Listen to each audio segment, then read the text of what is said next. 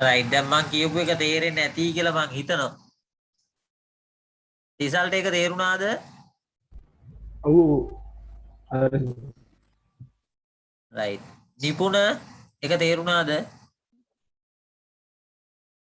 ABC ආපු ඉතින් පොඩ්ඩක් කියන්න. ඒකකයක විචල්්‍ය පිරිවැයද?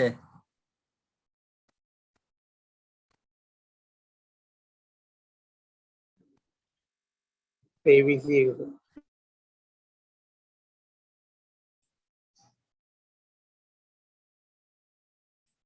ඒ කියන්නේ මෙන්න මෙයාද ඔය අහන්නේ. සාමාන්‍ය චල පිළිවෙත. මේක. එතකොට කරන්නේ මේ සාමාන්‍ය විචල්්‍ය පිරිවැය වක්‍රය. මෙන්න මේ වක්‍රය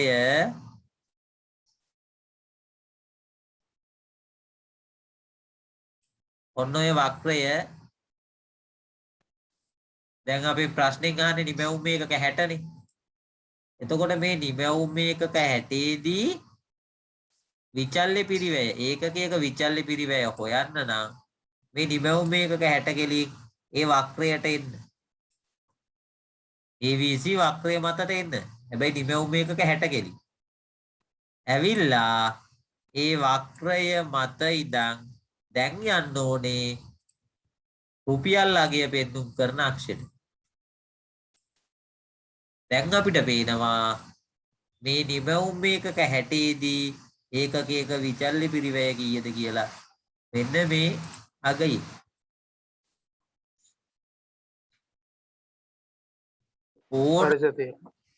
ඕනම වක්‍රයක අගය ලබා ගන්නේ මෙන්න මේ සිම්පල් තියරි එකේ. මුලින්ම නිෂ්පාදන මට්ටම තෝරගන්න. ඒක දිගේ උඩට එන්න වක්‍රය මතට එනකම්. වක්‍රය මතට ඇවිල්ලා ඊළඟට යන්න නිල රේඛාව පැත්තට. එතකොට ගානට ඉලක්කම කීයද කියලා එනවා. රයිට්. එහෙමනම් දැන් ඕගොල්ලන්ට කරන්න තියෙන්නේ ඉතුරු වගයන් දෙක සම්පූර්ණ කරන එක. ඕගොල්ලෝ දැන් මේ chart එකේ නිමැවුම් මේකක 75 නිමැවුම් මේකක 90 කියන අගයන් දෙකට ඒ නිෂ්පාදන මට්ටම් දෙකට අදාළ අගයන් පුරවන්න බලන්න ටක් ගාලා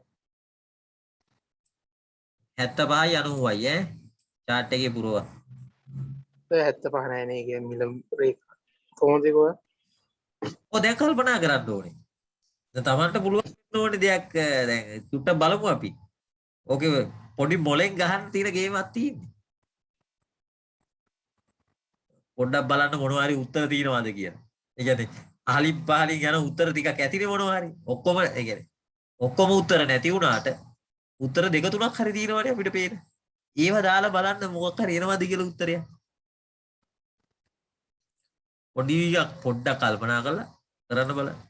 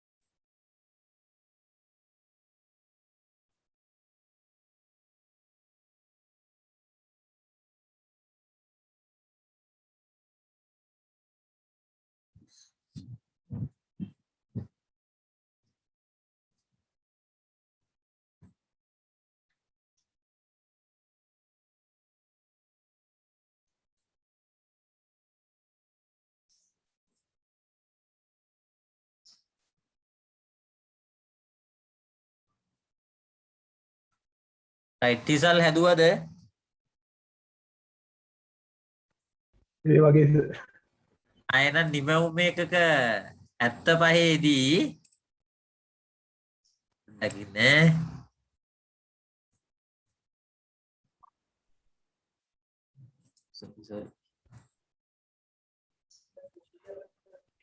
නිමවුම එකක 75 දී වාට ආපු ස්ථාවර පිරිවැය කියන්න බලන්න.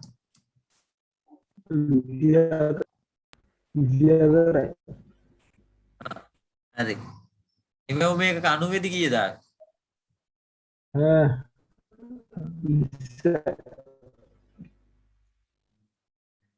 සමහරක් ඒවා ඇහෙන්නේ නැහැ කියනවා.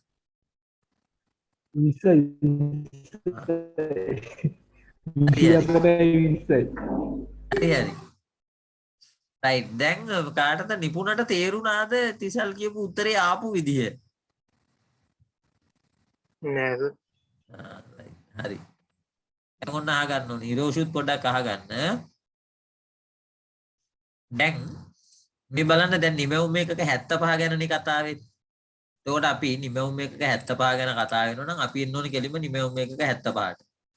ඔන්නාව නිමවුම එකක 75. දැන් නිමවුම එකක 75 කෙලින් අපිට පේන්න තියෙන වක්‍රවලට අදාළ ඉලක්කම් බලමු. මෙහෙම ගියාම අපිට පේනවා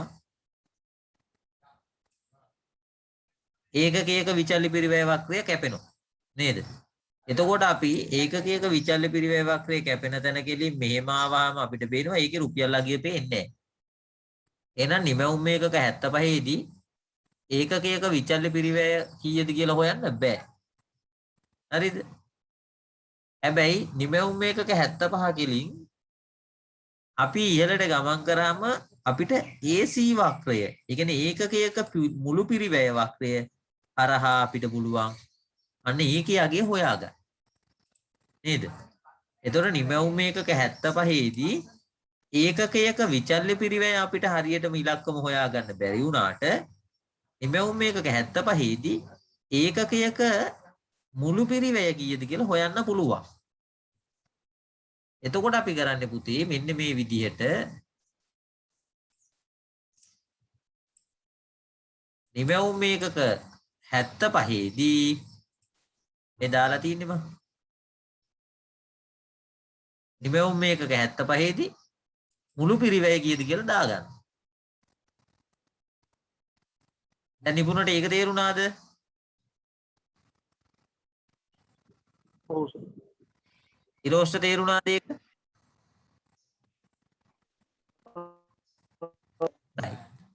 ඊළඟට අපි කරන්නේ පුතේ දැන් අපිට වෙන තොරතුරු මොනවත් මේකේ දීලා නැහැනේ. නිමවුම මේකක 75ට අදාළ තව තොරතුරු මොනවත්ක්ම නැහැ. ඒ නැති නිසා අපිට දැන් අපේ දැනුම පාවිච්චි කරලා අපිට ඊළඟ තොරතුරු පුරවන්න පුළුවන්. අපි කරන්නේ මෙහෙමයි.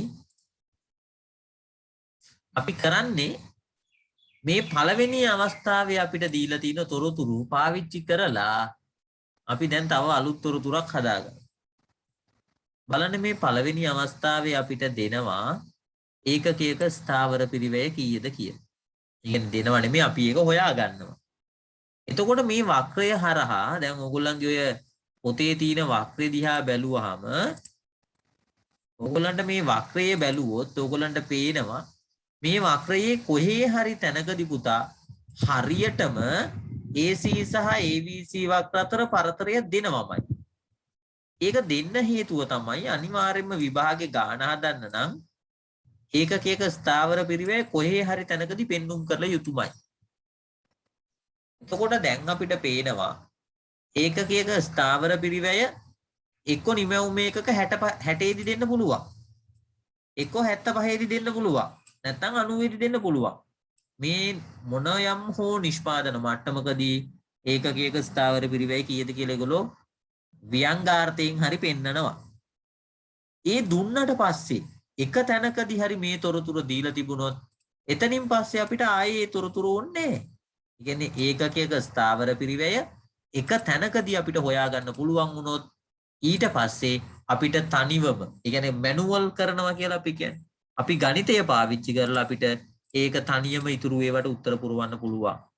දැන් බලන්න අපි දන්නවා ඒකකයක ස්ථාවර නිමැවුම් ඒකක 60දී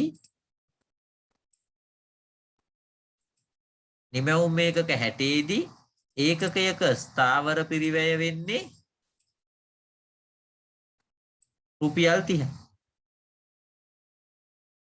එතෙන්දී අපිට හොයාගන්න පුළුවන් නේද මුළු ස්ථාවර පිරිවැය කීයද කියලා. නිමැවුම් ඒකක 60දී එක ඒකකයක ස්ථාවර පිරිවැය 30යි නම් එහෙමනම් මුළු ස්ථාවර පිරිවැය වෙන්නේ 1800යි. මේ තමයි පුතේ මුළු ස්ථාවර පිරිවැය. ඒතර අපි මේක කලින් ගානෙනුත් හොයාගත්තා. දැන් මෙන්න මේ විදිහට අපි ප්‍රස්ථාරයේ මොන යම් හෝ නිෂ්පාදන මට්ටමක් පාවිච්චි කරලා ඒකකයක ස්ථාවර පිරිවැය හොයාගෙන මුළු ස්ථාවර පිරිවැයත් හොයා ගන්නවා. දැන් මෙන්න මේ මුළු ස්ථාවර පිරිවැය කියන ඉලක්කම නියත අගයක්. මේ කායේ කවදාවත් වෙනස් වෙන්නේ නැහැ. මේ ගාන ඕගොල්ලෝ හදලා ඉවර වෙනකම්ම මේ ආයතනයේ මුළු ස්ථාවර පිරිවැය වෙන්නේ 1800යි. ඔන්න ඔය වැඩේ අපි කොහොම කරත් විභාගෙදි කරගන්න ඕන දෙයක්. විභාගෙදි මුළු ස්ථාවර පිරිවැය ඇහුවත් නැතත් අපි මුළු ස්ථාවර පිරිවැය හොයා ගන්න ඕනේ.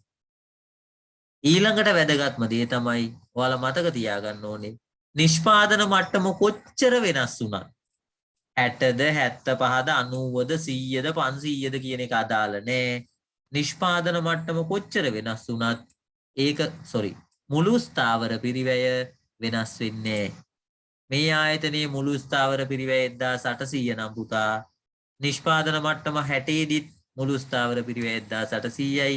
නිෂ්පාදන මට්ටම 75 දිත් මුළු ස්ථාවර පිරිවැය 1800යි. නිෂ්පාදන මට්ටම 90 දිත් මුළු ස්ථාවර පිරිවැය 1800ම තමයි. ඒ කියන්නේ මුළු ස්ථාවර පිරිවැය කියන එකේ අගය වෙනස් වෙන්නේ නෑ. ස්ථාවරයි. ඒකින්ද තමයි ස්ථාවර පිරිවැය කියලා නම දාලා තියෙන්නේ. right. දැන් එතකොට ඕගොල්ලොන්ට පේනවද? මේ ආයතනය සම්පූර්ණයෙන් දරන ස්ථාවර පිරිවැය 1800යි නම් ඒකක 75ක් නිෂ්පාදනය කරන අවස්ථාව ගත්තොත් ඒකක 75ක් නිෂ්පාදනය කරනකොට ඒකකයකට යන ස්ථාවර පිරිවැය කීයක් වෙයිද? ආයතනයේ මුළු ස්ථාවර පිරිවැය 1800යි. දැන් ඒකක 75ක් නිපදවනවලු. එහෙමනම් ඒකක 75ක් නිපදවනකොට එක ඒකකයකට කොච්චර ස්ථාවර පිරිවැයක් යයිද? අපි මොකද්ද කරන්නේ? මේ මුළු ස්ථාවර පිරිවැය බෙදනවා කාගෙන්ද? නිෂ්පාදනය කරන ඒකක ගණනින්. එතකොට අපිට ලැබෙන්නේ මොකද්ද? එතකොට අපිට ලැබෙන්නේ ඒකකයක ස්ථාවර පිරිවැය. ඒවා දැන් පොඩ්ඩක් මතක තියෙන්න ඕනේ. සූත්‍ර විදියට නෙමෙයි, සාමාන්‍ය දැනීම විදියට මතක තියෙන්න ඕනේ.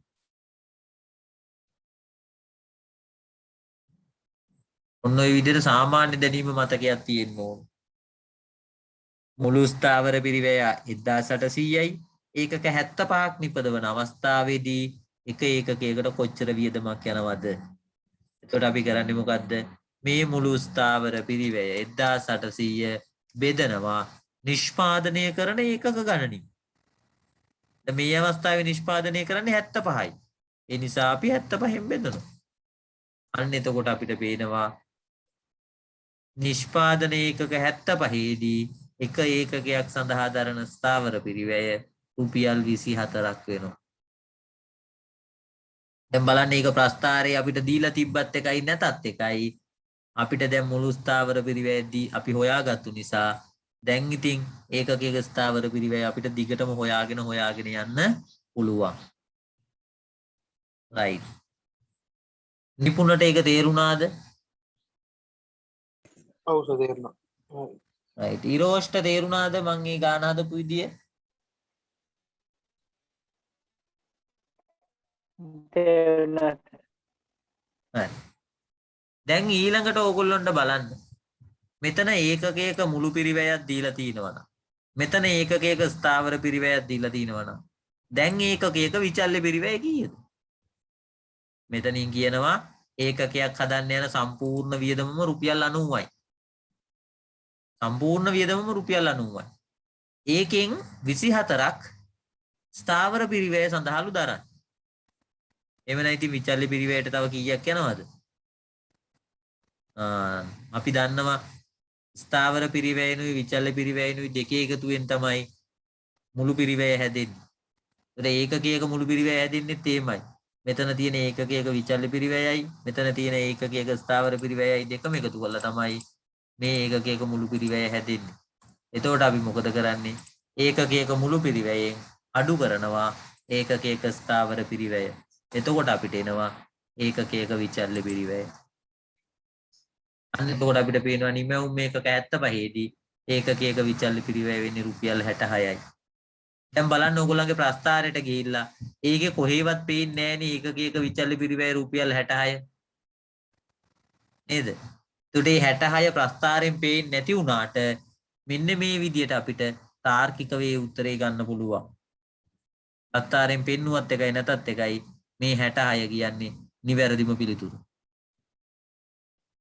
රයිට්. ඊළඟට දැන් තුන්වෙනි අවස්ථාව. මේ කියන්නේ නිෂ්පාදන මට්ටම 90 කියන අවස්ථාවට අදාළ උත්තර දැන් තනියම නිසල් මේ කවුද? නිසල් අරගන්න බලන්න. නිපුන්.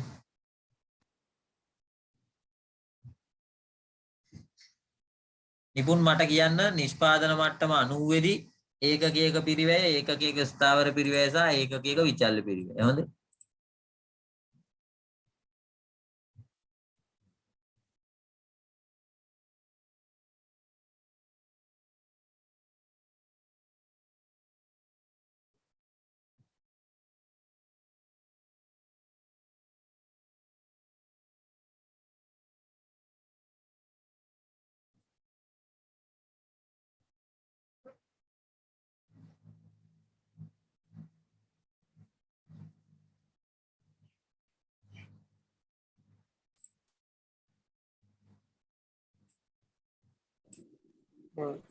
ACCI AFC 20යි ABC 80.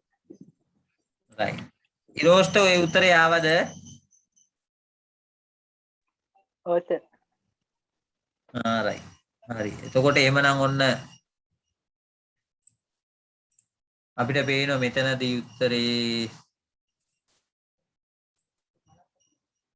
පළවෙනි එක 100 කැට කනට පේනවනේ එන ගැව්වා වගේ නේද? මෙතෙන්ට 20 හැදෙන විදියත් අපි දන්නවා 20 හැදෙන්නේ මේ මුළු ස්ථාවර පිරිවැය 1800 අපි බෙදනවා මේ වෙලාවේ තියෙන නිෂ්පාදන මට්ටමේ. එතකොට එනවා 20. මුළු පිරිවැය 100යි. ඒකෙන් 20ක් තියෙන්නේ ස්ථාවර පිරිවැයට. එවනම් විචල්්‍ය පිරිවැය වෙන්නේ 80යි. දැන් ඔන්න මම එක ගානක් බබා වගේ කියලා දුන්නා. දැන් ඔයාලට මතක තියෙන්න ඕනේ මේ අවබෝධය තියෙන්න ඕනේ දැන් ඊළඟ ගාන කොහොමද කරන්න කියන එක.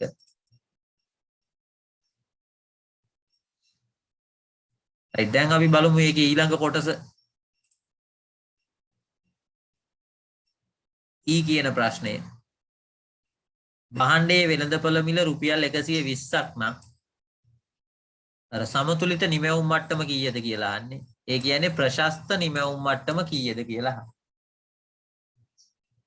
භාණ්ඩයේ මිල 120යි. නම් ප්‍රශස්ත නිමැවුම් මට්ටම. ඒ කියන්නේ ලාභ උපරිම වන නිෂ්පාදන මට්ටම කීයද? රයිට්. තිසල්ගේ පිළිතුර මොකද්ද? 90ද 70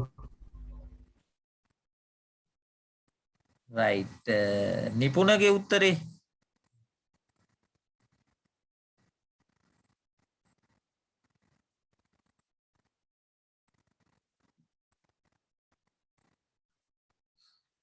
නිපුණ 75යි. ඉරෝෂ්ට මොකක් හරි උත්තරයක් තියෙනවද මේකට දෙන්න?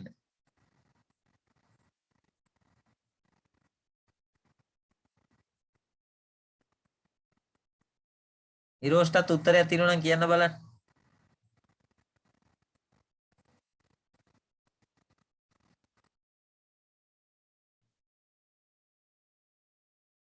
භාණ්ඩයේ වෙළඳපොළ මිල රුපියල් 120ක් නම් ලාභ උපරිම වන නිෂ්පාදන මට්ටම කීයද කියලා අහන්න.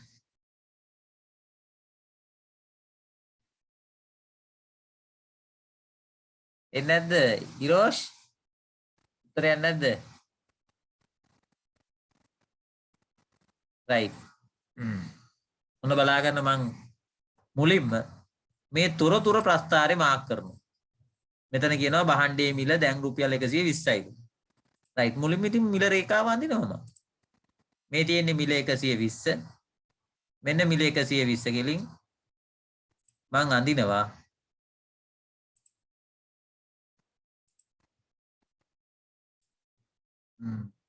ඔන්න නැන්ද මිල රේඛාව. දැන් එතකොට බහණ්ඩේ මිල රුපියල් 120යි. එතකොට මට පුළුවන් මෙතන දාගන්න P සමානයි කියලා. නේද? දැන් මේ වෙලාවේ P 120යි. එතකොට මේ මිල රේඛාව දැන් අපි මේ කතා කරන්නේ පූර්ණ තරංකාරී ආයතනයක් සම්බන්ධයෙන්. එතකොට මේ මිල රේඛාව තවත් වක්‍ර තුනක් මත තමයි පිහිටන්නේ. නේද? අපි කියනවා මිල වක්‍රය තවත් වක්‍ර තුනක් එක්ක එක මත එක පිහිටනවා. මොනවද ඒ වක්‍ර? AR වක්‍රය, ඒ කියන්නේ සාමාන්‍ය අය භාර වක්‍රය කියන එක. ඊට පස්සේ MR කියන්නේ ආන්තික අය භාරය. ඊට පස්සේ මේ බහණ්ඩය වෙළඳපොලේ පවතින ඉල්ලුම් වක්‍රය. ඒතර දැන් අපිට පේනවා මේ මිල රේඛාව අපි ඇඳාම ඒකෙන් නිරූපණය වෙනවා AR, MR සහ D කියන වක්‍ර. ඊළඟට වැදගත් වෙන දේ තමයි ආයතනයක ලාභ උපරිම වෙන කොන්දේසිය මොකද්ද? ඉසල් ලාභ උපරිම වන නිෂ්පාදන මට්ටම සොයා ගන්න තියෙන කොන්දේසිය මොකද්ද? ඒක තියෙනවා. ඈ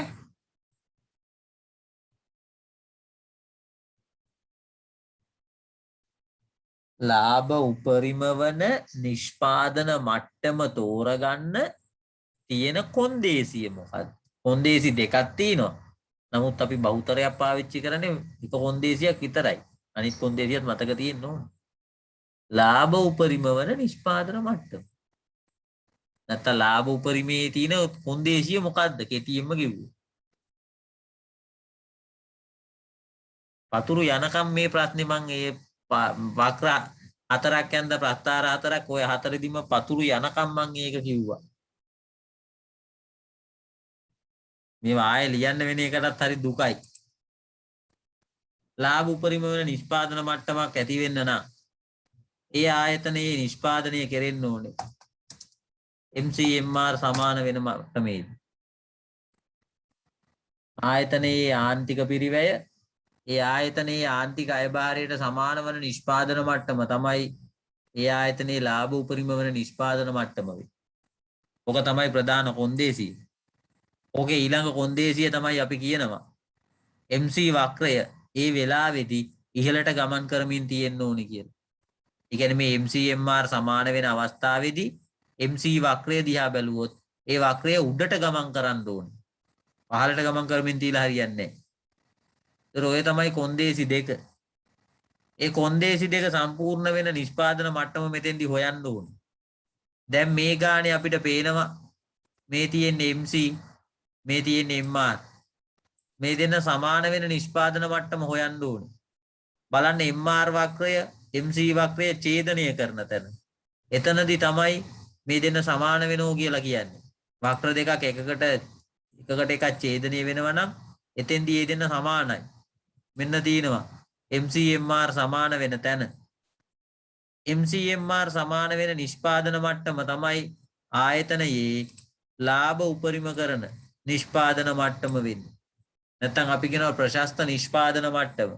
එහෙම නැත්නම් සමතුලිත නිමැවුම් මට්ටම කිය. මේ චූටි දෙයක් මතක තියාගත්තා නම් විභාගයට ලකුණු දෙකක් ගන්න පුළුවන්. මැජික් නෑ. ගණන් හදන්න නෑ. නිකන් පොඩි දෙයක් මතක තියාගන්න තියෙනවා. දැන් ඔයාලට පෙවුනද උත්තරේ ආවේ කීයද කියලා? බහණ්ඩයේ මිල දුන්නට පස්සේ ඒ මිල කෙලින් ඉරක් අඳින්න. ඉරක් ඇඳලා ඒකේ මතක ඇතුව ලියන්න AR MR D කියලා. ඊට පස්සේ බලන්න මේ MR කියන වක්‍රය MC කියන වක්‍රය ඡේදනය වෙන්නේ කොතෙන්දද කියලා. ඒ ඡේදනය වෙන තැන කෙලින් පහළට ඇවිල්ලා බලන්න මොකද්ද නිෂ්පාදන මට්ටම කියලා. ඒ නිෂ්පාදන මට්ටම තමයි ලාභ උපරිම වන නිෂ්පාදන මට්ටම. ඔච්චරයි. No magics there. හරි. ඉතින් ඔන්න ඔහොම තමයි ගණන් හදන්න තියෙන්නේ මට ඉතින්. හරි පුදුමයි මම මේක ප්‍රත්තාර 4ක ඒ විදියටම මේ ඉගැන්නුවා. පේනව නේද? ඒකින්ද මතක තියාගන්න 4 පාරක් කරලා 5 වෙනි පාර ප්‍රශ්නෙට උත්තරේ බැරි නම් විභාගෙට ගියොත් එහෙම පුළුවන් වෙයිද කවදාවත්? ඒ හින්දා අඩුම ගානේ 20 පාරක්වත් කරලා යන්න. එතකොට විභාගෙදි මොනවා හරි දෙයක් කරගන්න පුළුවන් වෙයි. right. දැන් තිසල් මට කියන්න බලන්න භාණ්ඩයේ මිල 120 නම් ප්‍රශස්ත නිෂ්පාදන මට්ටම කීයද කියලා? අඩුවයිද? 90යි උත්තරේ. එතකොට E කියන ප්‍රශ්නෙට පිළිතුර වෙන්නේ නිෂ්පාදන ඒකක 90. නිපුණ දැන් තේරුණාද? right. හරි. ඊළඟට F කියන ප්‍රශ්නේ බලන්න. දැන් මේකේ තේරෙන්නේ නැත්නම් අඩුම ගානේ මේ විදිහට ඇඳ ගන්න පුතා. MC MR දෙන්න පෙන්නලා ඡේදනය වෙන තැන මාක් කරලා ඒකෙලින් පහළට ඇවිල්ලා නිෂ්පාදන මට්ටම මාක් කරගන්න. ඒවා ඊටමත් වැදගත්. right. අපි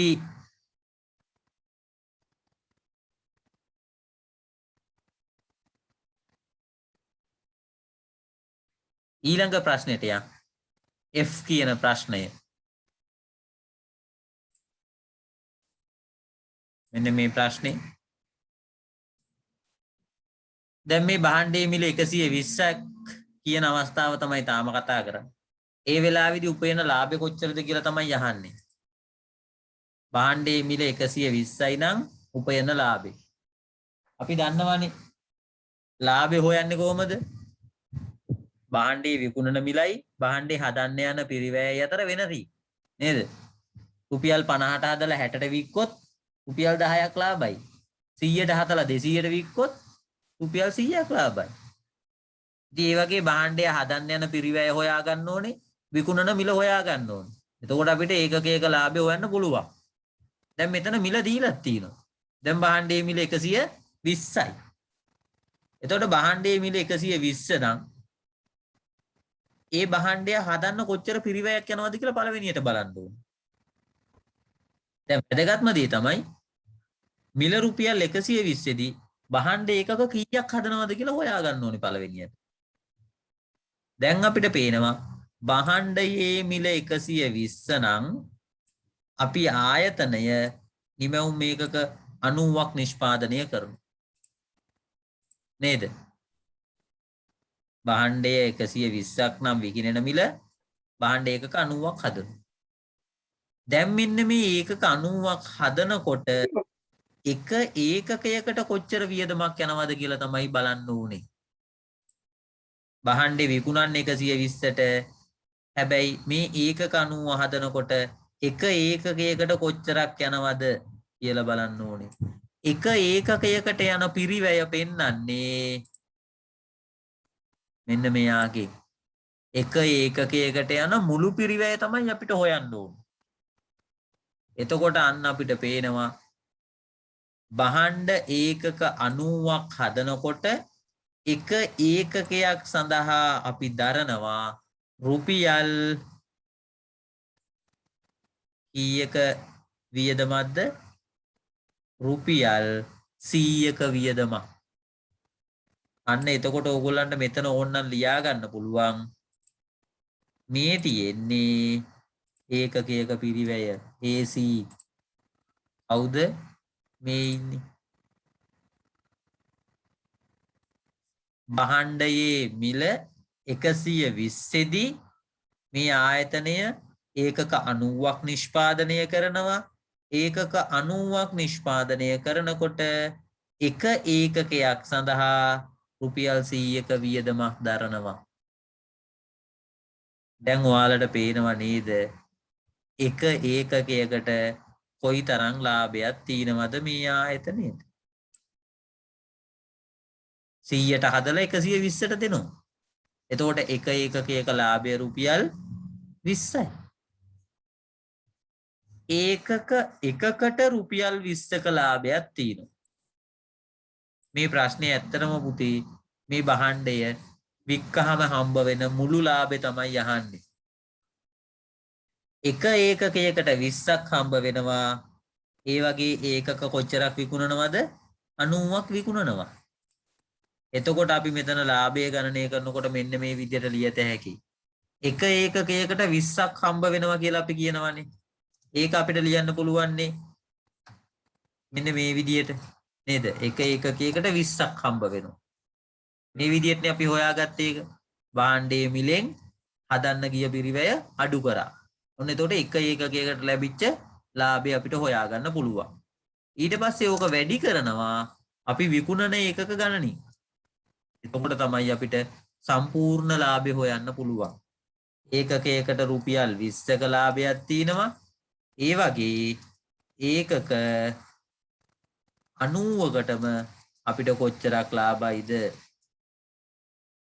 ඔන්න අපිට පේනවා මේ ආයතනයේ ඒකකයක මිල රුපියල් 120 නම් ඒ ආයතනයේ උපයන ලාභය වෙන්නේ රුපියල් 1800යි. right. මේකත් සටහන් කරගන්න නොතේරුණා නම් මට ආයේ කියන්න.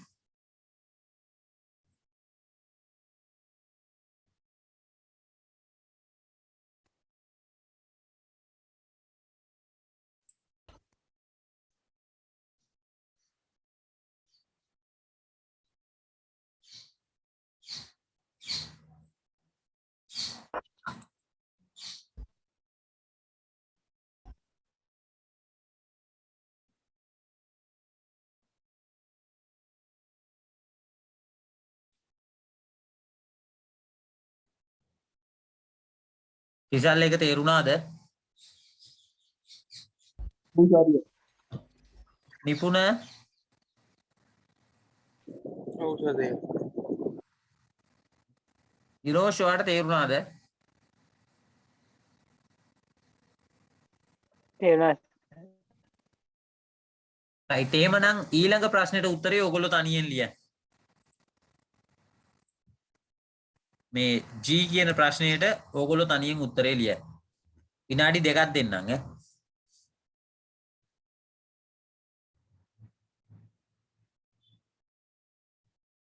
එතකොට මේ ඊළඟ ප්‍රශ්නෙට උත්තරේ ලියද්දී මේ කලින් උත්තර ඔක්කොම අවලංගුයි ඈ.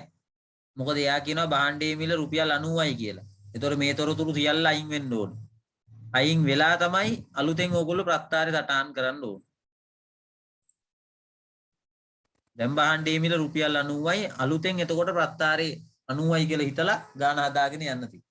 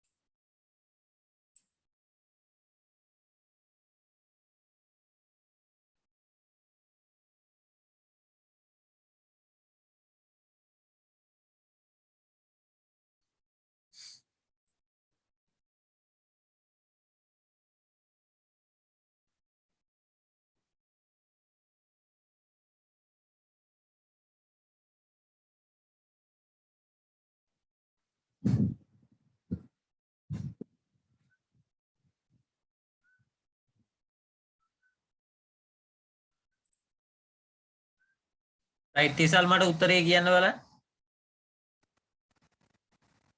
ඔකට බිඳුවයි නේද?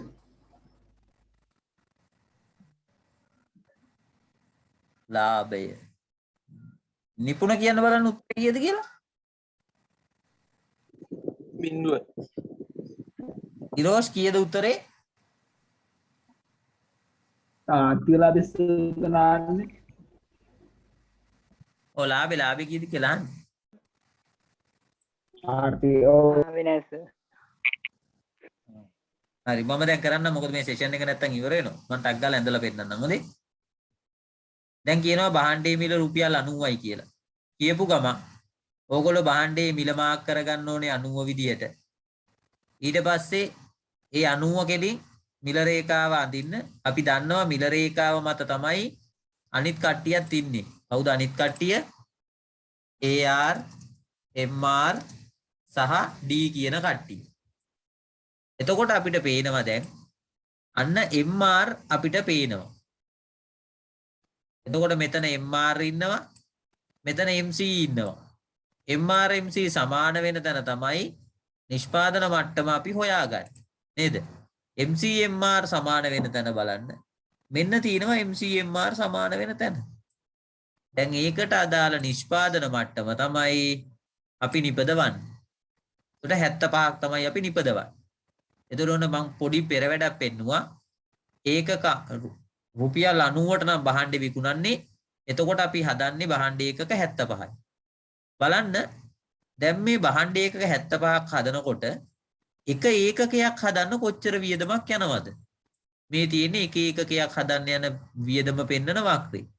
එතකොට අපිට පේනවා ඒකක 75ක් හදනකොට එක ඒකකයක් හදන්න යන පිරිවැයත් රුපියල් 90යි.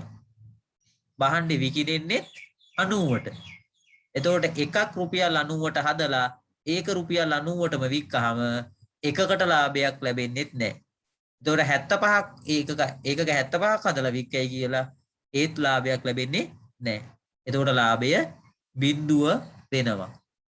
ඔන්න ඔය විදිහට තමයි භාණ්ඩයේ මිල රුපියල් 90 නම්